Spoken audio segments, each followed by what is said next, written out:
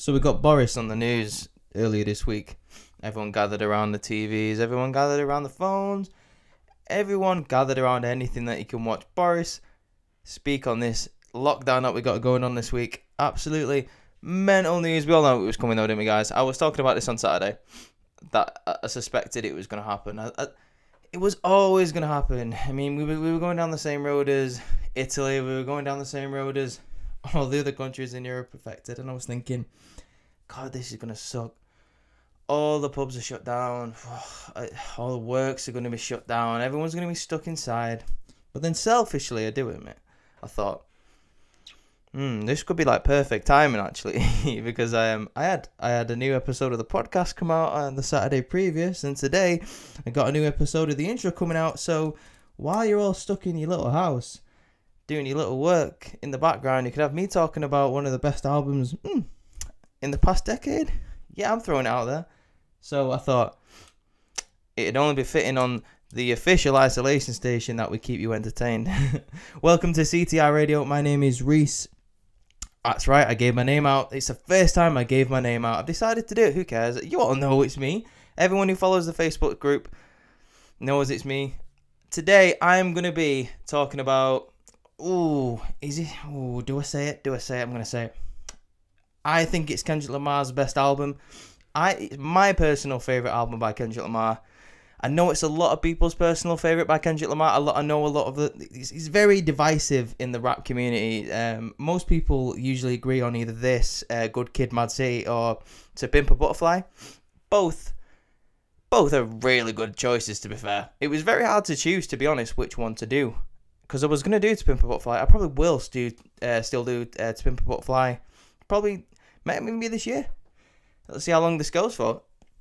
So I was looking at the facts, and it turns out this came out like the year I left school, and I was like, God, that makes me feel so old.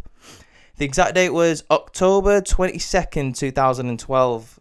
Pretty good year for Kendrick. Before even this album even came out, there was so much hype behind it. I remember hearing the singles come out.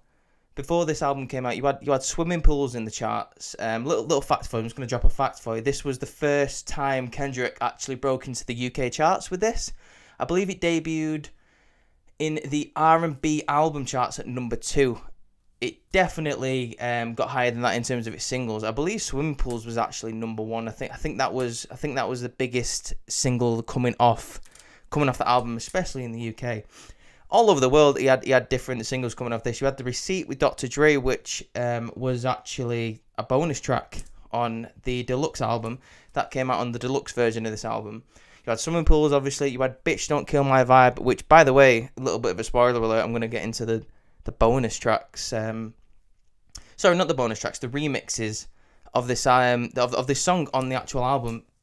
Really good. It surprised me. It really surprised me because when you listen to a tune and the original is as good as this one is, you don't really expect the remixes to live up to it. I mean, the one with M.A.A.d, no, I'm not too into that one, to be honest. But the one with Jay-Z, I've always not really been a big fan of Jay-Z. That sounds weird coming from someone who loves hip-hop, I know, but I don't know. I was never really a big fan of Jay-Z. But fair play to him, he puts in a good shift on this remix. I'm completely going off topic. I'm going ahead of all my notes here.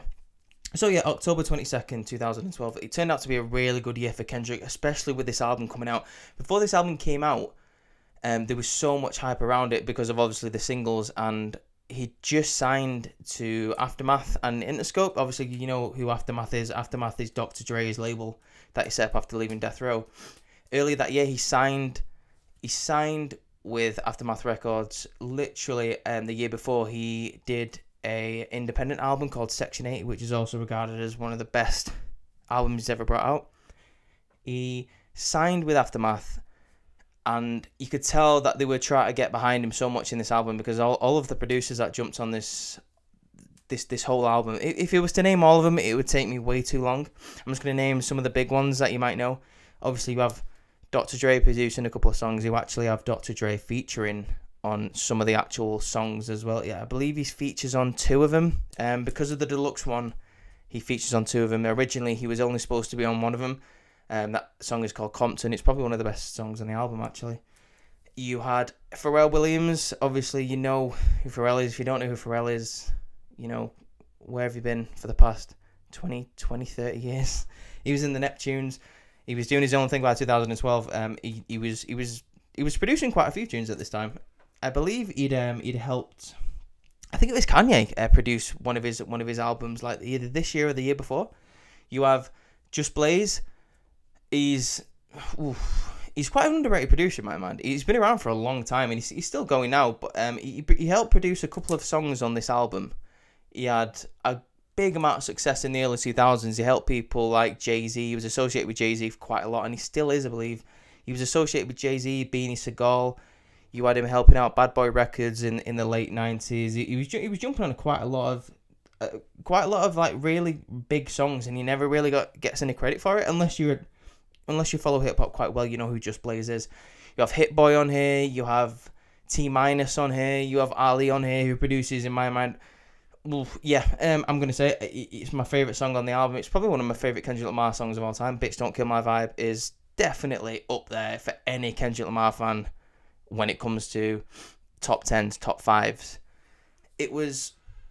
I believe it was second. I'm just going to double check to see, because I've actually got the album up here. I don't know if you can hear it in the background. I was listening to it a little bit before it started again.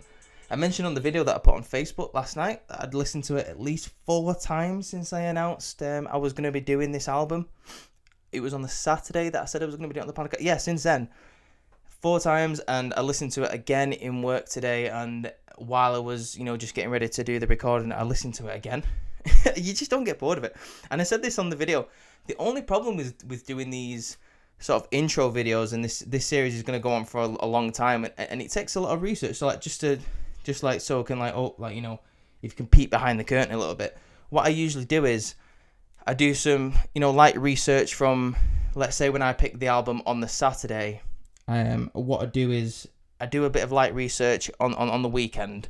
I have a look at when it came out, how many songs are on this album, but just basic information, like a couple of facts, just so you can look up and just take a couple of notes. But by the way, the deluxe album, which we're going to be talking about today, let's have a look. Yeah, sorry, the original version has 14 songs on it, which is mad because they actually added another 3 songs in the deluxe version. All of them absolute tunes, by the way. It was last night and the last week with Doggy Style as well, the night before, you really start to kick up all of, your proper information. You want to go like proper digging. Like, for example, last night I was watching so much content regarding interviews, what he thought of this album. I was watching, other just like, random fact videos, just stuff to pick up loads of information so I can bring it to you guys today. So, as I say, with the original, it has 14 songs and it is 1 hour and 16 minutes, whereas the actual deluxe version has, let's have a look, just having a little double check for it. Yeah, the actual deluxe version goes on for an hour and 32 minutes, so it adds quite a lot of time. What I will say about this album is, it's one of those where it's not even a bad thing, because you're listening to it, but the album feels a lot longer because of the length of the songs. You can tell that Kendrick, and obviously, all of the features on his album, put a lot of work into how much they wanted to say, the story that they wanted to tell in each song. And that's what this album's about, telling stories. The whole album is a giant look into the life of his teenage years, and how, it says it in literally like the name of the album. It was Good Kid, M.A.A.d City. He went from being a good kid to getting like wrapped up in Compton. Compton, as you might know, because everyone's a West Coast hip hop fan who listens to hip hop, is one of the worst neighborhoods in one of the most dangerous parts of the world. It's formerly South Central Los Angeles. So he was a good kid, grew up in a mad city. The city got to him. He started selling drugs, etc. I want to talk about a little bit leading into that, to be honest, like even the album art and the aesthetics on the actual deluxe album says a lot as well. Like just to talk about the normal original album, it's a bit of a Polaroid. It's a photograph of him as a baby and 2 of his uncles and his grandfather. His grandfather is mentioned actually in one of the songs, Swimming Pool, when he says Granddaddy had a golden flask. That's the Grandad that's in the photo on this album. You can see if you look while you're listening to me, if you want, just look up the actual picture of the album. The uncle that's holding him is holding up the Crip sign, one of the biggest gangs in LA.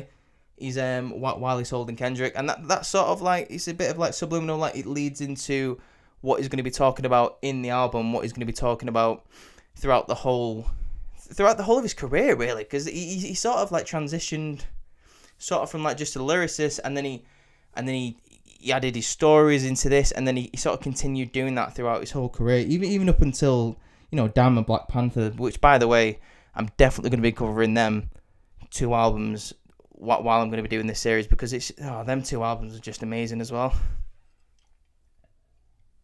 A little bit of a drink break, mouth getting dry already. I have been talking so much already.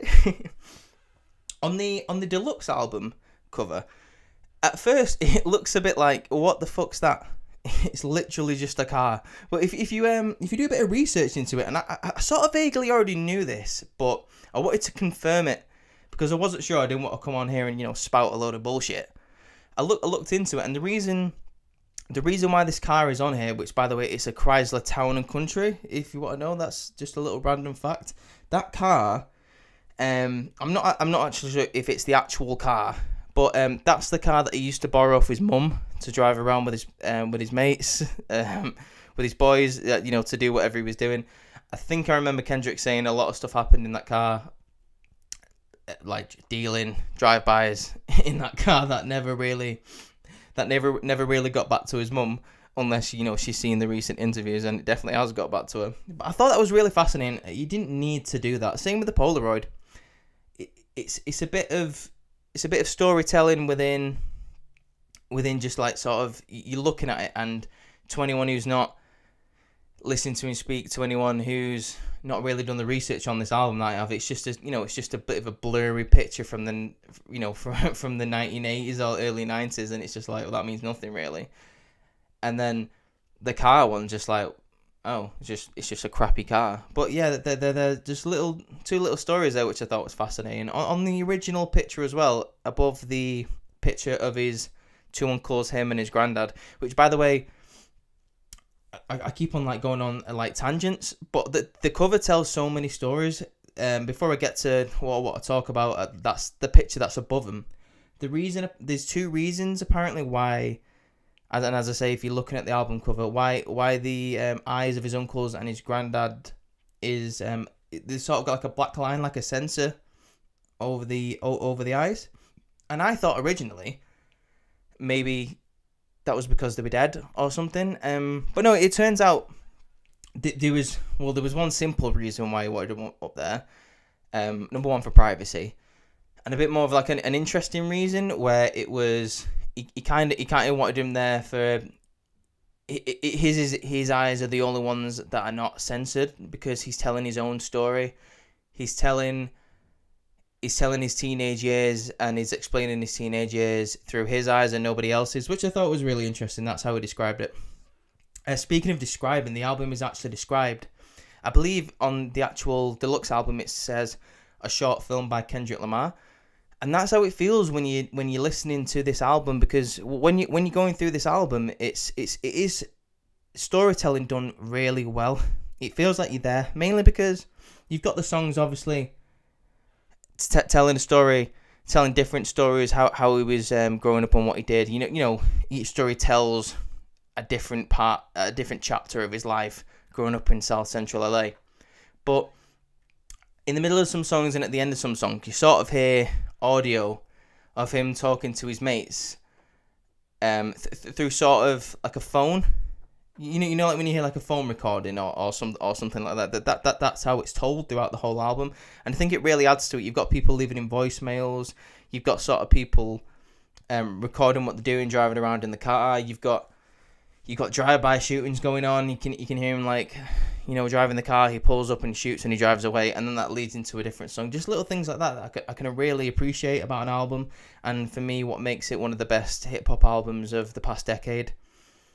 It's really well put together, and you can tell he really wanted to smash it for his debut big big label album. Obviously, as I say, he dropped an album the year before, but this was his big label debut. He'd literally just signed with Aftermath. Throughout this whole thing, he went on tour with Black Hippie. Black Hippie at the time, and still is, the little group that he was in. It consisted of him, Kendrick Lamar, Absol, Schoolboy Q, and J-Rock, who fascinatingly is the only person from Black Hippie who features on this album. J-Rock puts in a really good shift on one of the songs. You hear the other three guys on Section 80, and he talks about this. It was funny because Q, Soul, and him all appeared on Section 80, and J-Rock didn't. Flipping it over, J-Rock's the only person to appear on Kendrick's debut big label album, which is fascinating. I've just remembered I didn't go back at all to talk about what I originally wanted to talk about on the album cover. So obviously you've got him, and he always wanted to make this album. He always had it in his mind, apparently, that he wanted to make this photo his first big album. He said he could have gone fancy. He could have got like an artist to make like a massive cover, like a really good cover. But he thought this spoke more volumes, and I agree. I agree that it told a better story in terms of what he wanted to say, like, because it's all about childhood and growing up in that area, and that sort of really like speaks volumes. Like when you see his granddad, obviously I mentioned the album, when you see one of his uncles holding up the Crip sign, but above him is it's sort of a picture. It's a framed picture of him and his dad. That's all I wanted to say.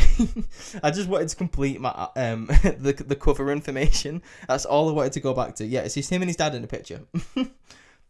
So before we get into the actual album, just to start off, as I say, this is a pretty long album, not in terms of song, but in terms of length. So I'm gonna go over like the main songs in like quite a bit of detail, and then the rest I won't say skim through, but more, sort of like, talk about it. Did I like it? Yes, no. And then at the end of the album, I'm going to give a rating. And then I'm going to talk about some of the other meanings in the actual song. Before we do that, though, I do want to go over the features. As I say, you've got J-Rock on the album, and we've already just talked about that. We've got Drake. Drake, at the time, was going through his sort of... Also, he was just sort of coming out of his sort of, do I want to be a rapper or an R&B singer sort of phase. Do you know where he was like sort of working like with Rihanna, and then he was working with even in this he was working with Kendrick, he was working with Rick Ross, and then he jumped back on an album or a song with Rihanna, and he was sort of going through a phase where like, what do I really want to be? I don't know what I want to be. I'm just gonna do everything and see how it works out. Well, it's fair enough. You've got Dr. Dre on 2 of these there, thanks to the bonus. You've got Dr. Dre on 2 of these. You've got M.A.A.D, who puts in a really good effort on one of the songs, really good. And that sounds really patronising when I say it, but Mary J. Blige, as she got a little bit older into like the mid-2000s, I feel like it was very hit and miss with Mary J. Blige. Like going back to the 90s, like she was amazing. Obviously, she worked with all the massive artists of that decade. I really appreciate what she did on this album. Like, it was really good. Another female artist that you see on this is a girl called Anna Wise. I'm not really familiar with her work, but she once again, she puts in a really good set of vocals on one of the album, on one of the songs. Sorry, you've got Jay-Z jumping on one of the remixes of Bitch Don't Kill My Vibe. You have got m.A.A.d. m.A.A.d, as I say, anyone who knows hip hop, m.A.A.d is one of the biggest rappers of the 90s. Anyone who doesn't really know m.A.A.d, if you've ever played Grand Theft Auto, do you know that guy Ryder who looks like Eazy-E, the guy with the sunglasses and the cap? Yeah, he did the voice for him. So that's an idea for the guy, for you guys who actually don't really know hip hop very well. But yeah, m.A.A.d features for me on the second best song of this album. He puts in a really good shift, and he really switches up the vibe in m.A.A.d. That's the song. Who else have you got? You've got Emily Sandé. Emily Sandé features on the other version of Bitch Don't Kill My Vibe. There's 3 versions of Bitch Don't Kill My Vibe on this album, which is insane. But 2 of the remixes actually literally next to each other. That's how the album ends. It's I thought that was interesting when I saw that, because when I first heard this album, I must not have remembered it properly, because I thought it was sort of like, sort of like all the way through the album, like you put one at the beginning, one in the middle, one at the end. But no, but both of the remixes at the end, I thought that was weird. Definitely with the Emily Sandé one, because the Jay-Z one was amazing, but as I say, the Emily Sandé one just isn't. I wouldn't say it was terrible or anything. I just, compared to the other two, it's just, I would never put it on. Like, you know, if someone says to me, do you want to play, you know, put any song on this album on, that would be the last one I would pick, 100%. 100%. Just go a couple of like successes for this album. We will get into this album, but there's so much to talk about, and this is what I like to do with you guys. I like to talk about everything that's on this album. I like to bring you all the information that I can or can possibly, you know, remember to bring you, and I hope you appreciate that. I really enjoy bringing the content. So, as I said, just a couple more facts for you. It debuted at number 2, I believe, on the Billboard Top 200 in America. It has recently, as 2018, been certified, should I say, triple platinum. Officially put a stamp on it, bitch. It has been certified. In its first week, and because of all the hype that was coming around, obviously, you've got to remember, this is his debut album. A bit like Snoop Dogg, it was his debut album.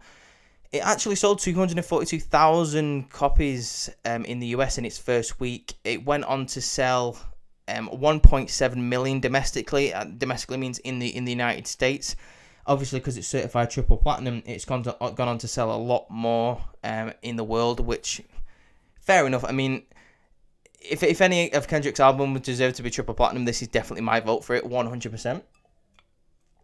BET Awards Lyricist of the Year, Kendrick actually won, mainly because of this album. Once again, a really impressive feat, seeing how this was his debut on the big stage, in my opinion. Also, you got to look at the competition that he was facing around this time as well. He was facing, just to name one, probably the biggest name, Kanye West.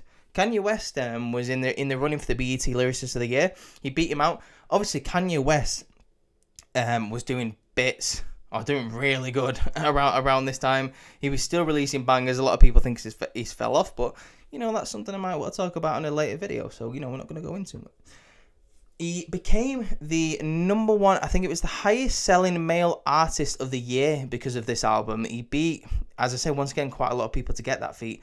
He was also, at the time, working on a collaboration with J-Rock. Obviously, because he was in Black Hippie. And also J. Cole. All the J's around, because Jay-Z was on the album as well.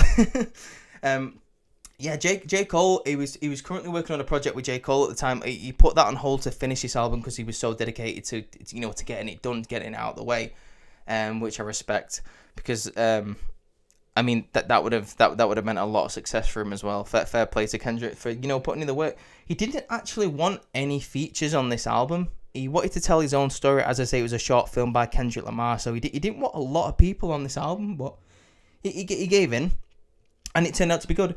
He said if it felt right, then he would let it happen, which in my mind is really good, because people sometimes just make albums, you know, just put loads of features on it. It ruins the vibe. Bitch, don't kill my vibe. Kendrick Lamar was like, I ain't letting you ruin my vibe, bitch. Let's put J-Rock, let's put Mary J. Blige, let's put Dr. Dre on this bitch. I am talking so much shit. So basically, the first song, the first song, Shireen, good tune. But what I really want to move on to is Bitch Don't Kill My Vibe. Bitch Don't Kill My Vibe. Oh my god. So when I first, like, so, as I say, this is the year that I left school. Bitch Don't Kill My Vibe actually wasn't the first song I heard off this album. It was Swimming Pools, and at the time, that was my favourite Kendrick Lamar song. I've not really known much about him at the time. I thought he was really good with what I've heard of him.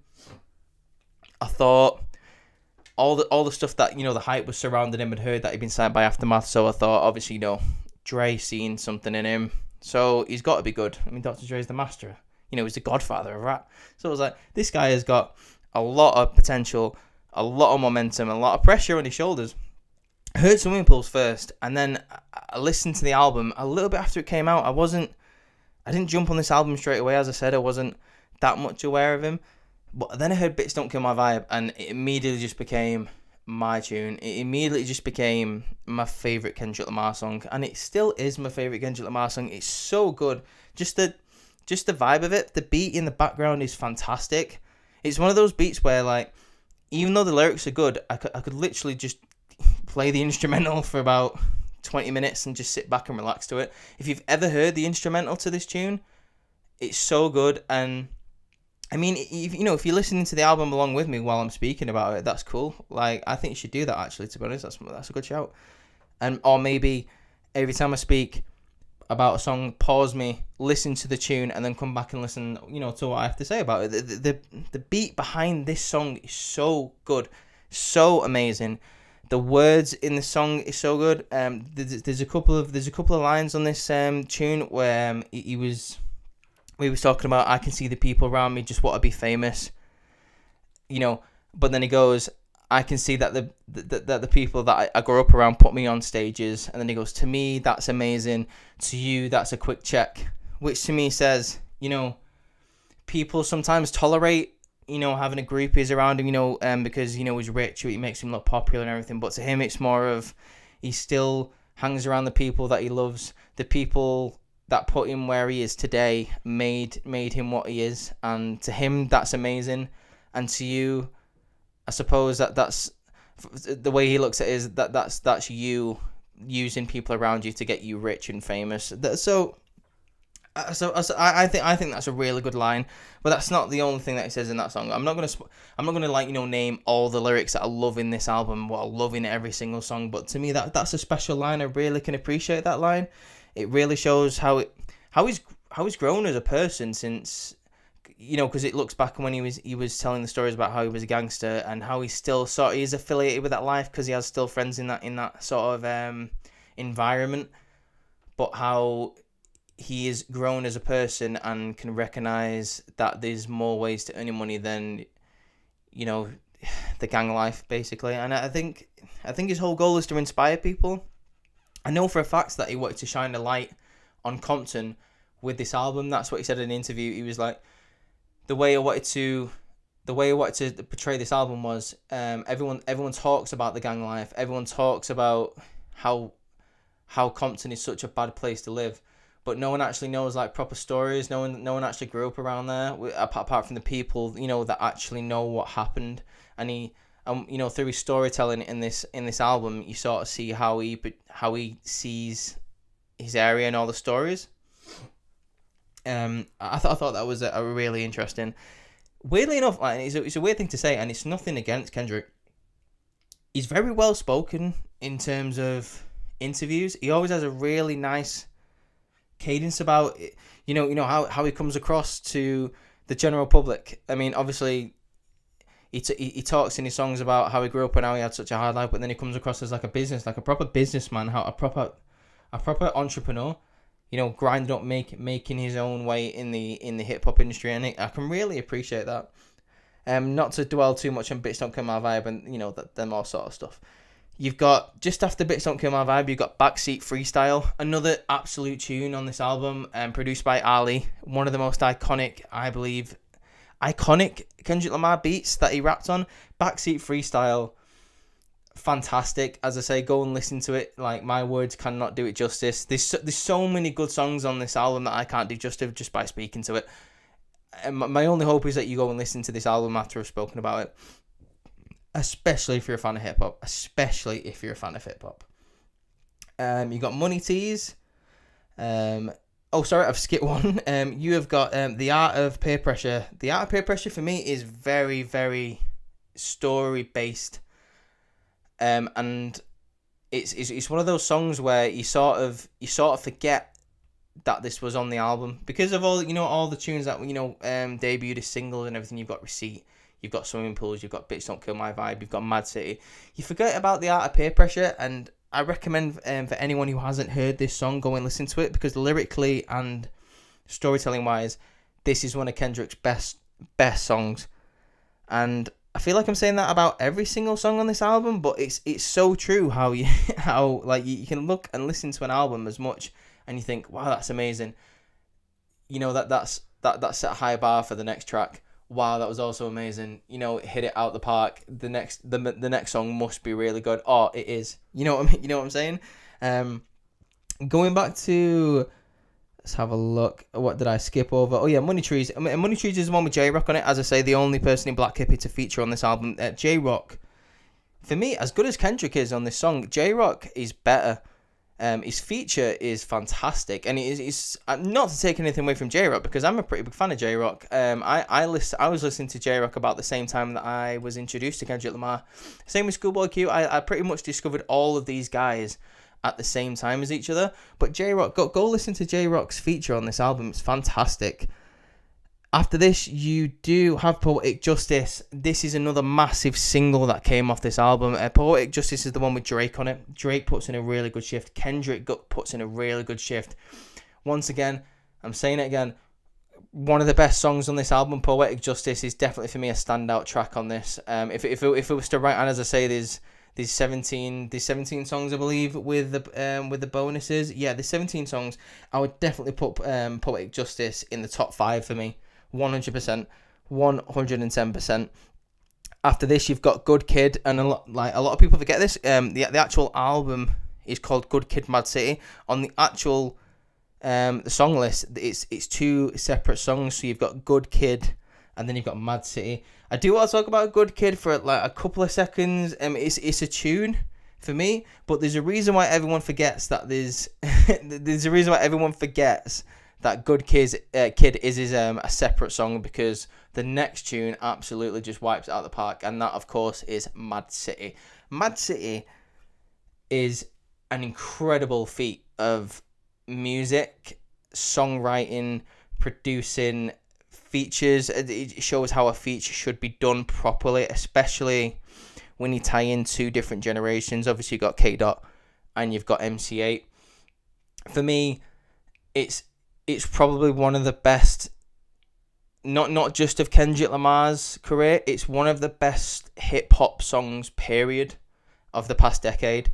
And I will put that up against anything that you come at me with from this decade. I would even go as far as to say, as in terms of storytelling and just lyrics, just everything about this song, I would put it up there. I would...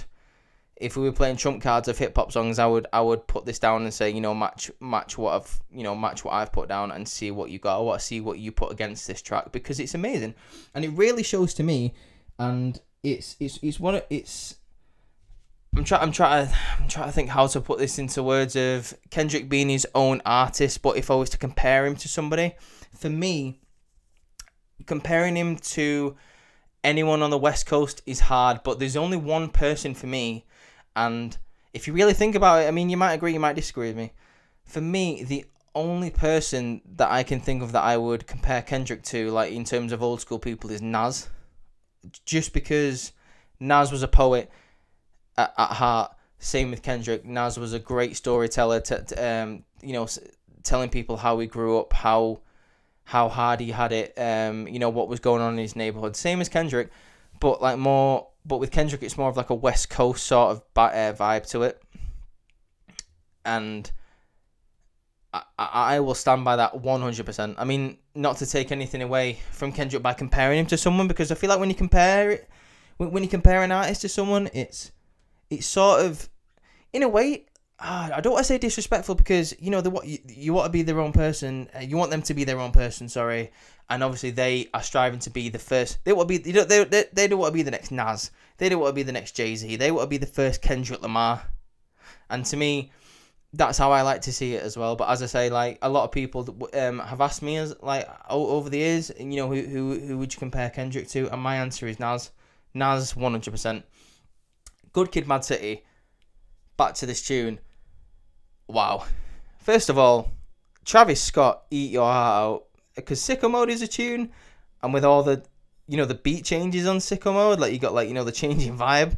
This tune did it first, and it did it better, and it did it about 7 years before you did. This tune has like 4 beat changes in this song, and they're all perfect, absolutely fantastic. Fair play to the guys who put this song together.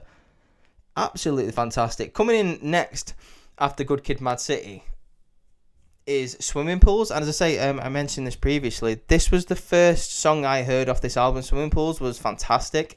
The first reaction I had when I listened to Swimming Pools was, who is this guy?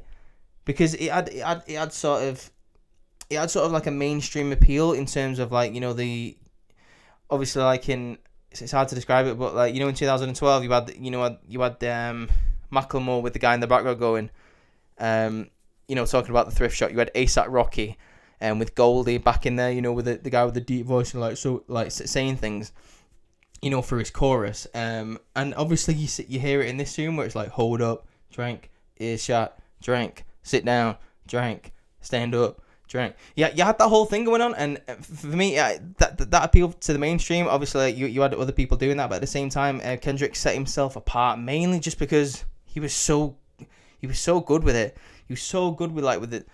Once again, just the storytelling. You had the catchy chorus. You had everything to this tune. I thought when I first heard this, I was like, I've got to do more research on this guy, and that's when I first heard Section 80. And that's when Good Kid, M.A.A.d City dropped, and eventually I got around to listening to that. Like, I was like, wow, what a tune! This is fantastic. Just looking at other tunes I can talk about on this. As I said, I don't want to talk about all of them in detail. Sing About Me, I'm Dying of Thirst. This is a really long tune. I believe. Let me double check, because I'm pretty sure I'm correct about this. I believe this tune is. Let's have a look. Yeah, this song is 12 minutes long, and this is for me. This is a really good accomplishment for someone who, as I say, not only has a lot of good singles, but puts the work into songs on the album that are not going to come out as a single, because number one, they're too long for radio, and number two, you've got better quality songs on it. Like, not to take anything away from this one. 12 minutes long. This has a beat change in the middle of it, and it's basically just a story about once again his teenage years, and I believe he's singing about a girl. It might have been an ex of his in this tune. Really good song. Let's have a look. You got Real. That's the tune with Anna Wise on it. I suggest you go listen to that song. Anna Wise is very vocally wise, very good on this album. I don't really know much more of her work. I should probably do some research into Anna Wise, because, as I say, I didn't really know who she was. But I'll tell you who I do know a lot about: Dr. Dre. And he is on this next tune, Compton. Compton is really good. Not only is he on this one, he's on the next one as well, which is The Receipt. That was a bonus track on this album. Dr. Dre features on like 2 in a row on this. Compton is fantastic. Go listen to that. The Receipt. It's kind of weird to hear Dr. Dre like rap fast, and that sounds weird because like he has sort of like a way about Dre where he has his own sort of style, and he very, very rarely sort of differs from it, mainly because it works for him so well, but he raps a little bit faster in this, and I think he sounds good. Fair play to him. Obviously, 2012, he was transitioning more into a producer role, as you might see on this album, and with a lot of Eminem's work as well. But fair play to Dre, like, he still got it, and I'm still waiting on a Dr. Dre album now. I still think he could bring. Because you had Compton that came out in 2015. It was good, but it was mainly features. But I'm still waiting on that Dre album to drop. I don't care how old he is. I still want a Dre tune. I still want a Dre tune on the radio, and I want a Dre tune. I don't want a Dre album. Fuck a tune. I want a Dre album, yeah. Bonus tracks, once again. I'm not going to talk about. Let's have a look. I'm not going to talk about Black Boy Fly, because it is a good tune. But as I say, in the next one, you got Mary J. Blige. We were talking about this one before, Now or Never. This is a third bonus track, which makes the album as long as it is. Mary J. Blige does a really good job on this. Kendrick Lamar's voice works really well with Mary J. Blige's voice. I'd actually like to hear more of that, to be honest with you. I think she did really well. But after this, you have got, and these are the final 2 songs on the album. I nearly said album on the songs then. You got 2 Bitch Don't Kill My Vibes. The first one is with Jay-Z, and I recommend you go listen to that because I think it holds up just as well as the original. 100%, I do prefer the original, but at the same time, if someone put this on and I found out it was a Jay-Z version, I'd be like, yeah, fuck yeah, let's play this one, because it's well better. It's well better than Emily Sandé's one, 100%. I don't like Emily Sandé's one. And that's nothing bad to say about Emily Sandé, vocal wise, she's quite good, fantastic actually, especially in her early music. Not a fan of an. I don't like being harsh on people. Emily Sandé has got a great voice, and she used to make good tunes, and let's just say she makes music still. That's all I'm gonna say. But last point about this album, because we've been talking about it a long time. Good Kid, M.A.A.d City. You might hearing it out loud, it just sounds like a normal. It was actually a nickname that he gave himself. That's why one of the reasons why it's called that. But looking at it on paper, it's actually Good Kid, comma M.A.A.d, and M.A.A.d is spelled lowercase m dot capital A dot lowercase d. And there was a lot of speculation, and that was I have a feeling that's why it sold so well, because he sort of described it as, I'm not going to tell you what that means, that M.A.A.d means, but there's a secret message on the album that will tell you what M.A.A.d means, and everyone went crazy for it. In every single interview, there was at least 2 questions that were like, "Oh, what does the M.A.A.d in M.A.A.d City mean?" And he was like, "Oh well, you're gonna have to buy the album to hear that, mate. I think they'd kill me if I told you right now." I mean, yeah, as I say, like if he'd come out and told you what it meant, and I have 2 theories about this. If he'd have come out and told you what it meant, I think Dr. Dre and all that would have killed him, because they were like, that's the main selling point. You know, you've got them hooked. They don't know what it means. They're going to buy it. They're going to, they're going to want to find out what it means. And at the same time, I'm not sure he actually knew what it meant, because mainly when it finally came out, what it actually meant, there was 2 meanings of it. And if you want to count the public's like interpretation of it as well, on M.A.A.d City, the actual song, very, very, I believe it might be the actual last like sort of line in the song. It says, Compton, USA, made me an angel on angel dust. So you've got made an, sorry, no, yeah, you got made me an angel on angel dust. So people thought it was like, made angel dust. He came out, and he was. He sort of said that, but he sort of said that's what it was. But he actually came out and he gave 2 meanings to it. One of the meanings was my angels on angel dust, which for me is like him saying, okay, you got it right, but I'm going to change it a little bit. Maybe that's just speculation. I think maybe an angel on angel dust was obviously that's what it was meant to be. Maybe people guessed it. The second one that he brought out was my angry adolescence divided, which speaks a lot to what is actually going on in this album about. As I say, it's basically a story about how he was like a good kid, and he got introduced to the gang life, and then he became a bad kid. So his angry adolescence divided. He was good, and then he was bad in the M.A.A.d City. But yeah, guys, that's pretty much it. That's all I wanted to talk about. That's what I wanted to bring you today. I wanted to talk about this album just because it's such a great album, and not when people talk about some of the best albums of this decade, not a lot of people say Good Kid, M.A.A.d City, and I don't know why, because in my opinion, it's definitely in the top 5 for me, especially when it comes to hip hop. I do recommend you go and listen to it. It's not that much time out your day, and you're listening to the Isolation Station, and because you're isolated, go and listen to it, because I think, after me, obviously my voice is the best, that's the second best thing you'll listen to all day. Guys, I want to thank you once again for the support on the podcast on Saturday. It's doing quite well on YouTube. It's had quite a lot of love. I've had a couple of messages about it saying it's really good. If you could go and give it a like, if you can go and give the video a like, go give the channel a subscribe. Follow me on Instagram on Charttopper Radio.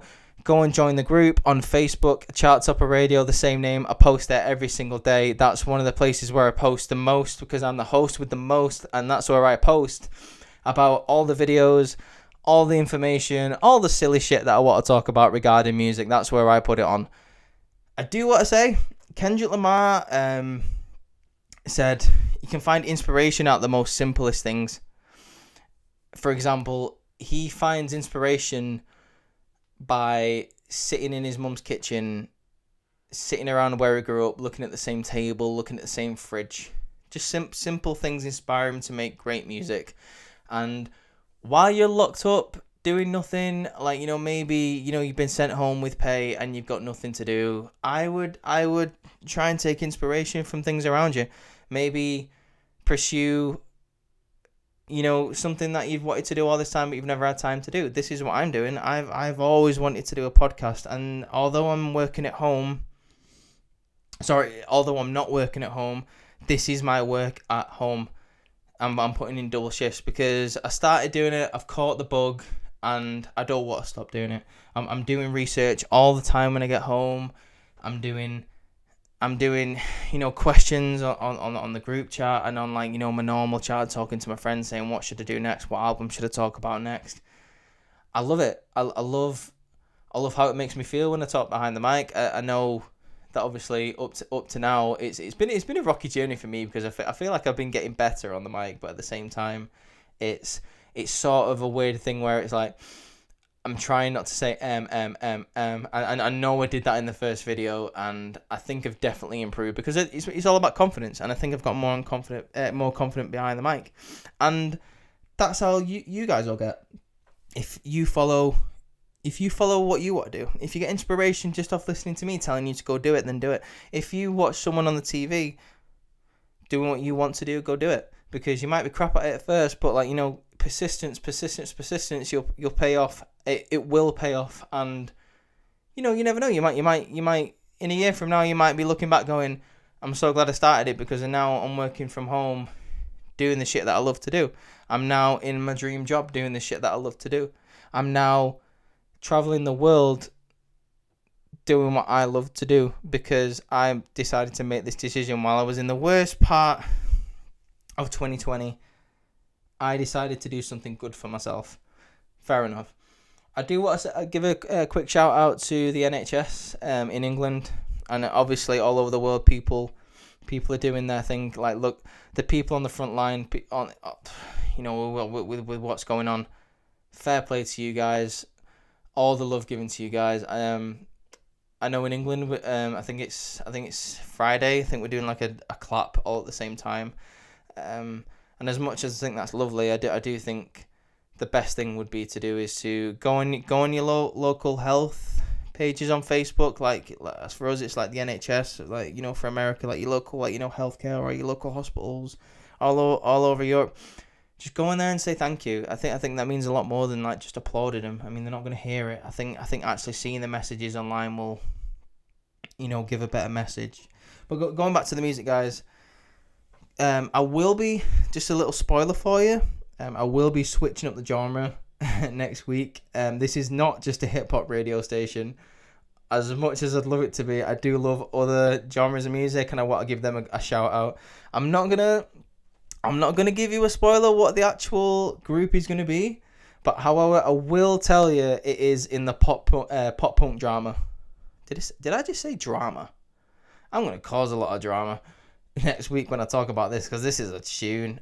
Every single song that came off of this album is a tune. The pop punk genre is what I'm gonna be talking about, and I'm not gonna tell you what album it is. I will reveal it. Reveal it on the podcast on Saturday. I might reveal it on the podcast on Saturday, or I might just put it out on the Facebook group. But you know how you're going to see it? You're going to have to follow the Facebook group. That's a little plug. Go follow the goddamn Facebook group, please, guys. But yeah, I do want to say once again, thank you for the support. I'm just rambling now, mainly because I just love to, as I say, I've developed a bug of talking on the mic, because it's so good, and I really want you to go and follow your dreams as well. This is a dream come true for me. I literally went out and bought a professional microphone, and I reset my laptop. That's all I've done. That's how easy it was for me. But yeah, take care, guys. Much love. See you later.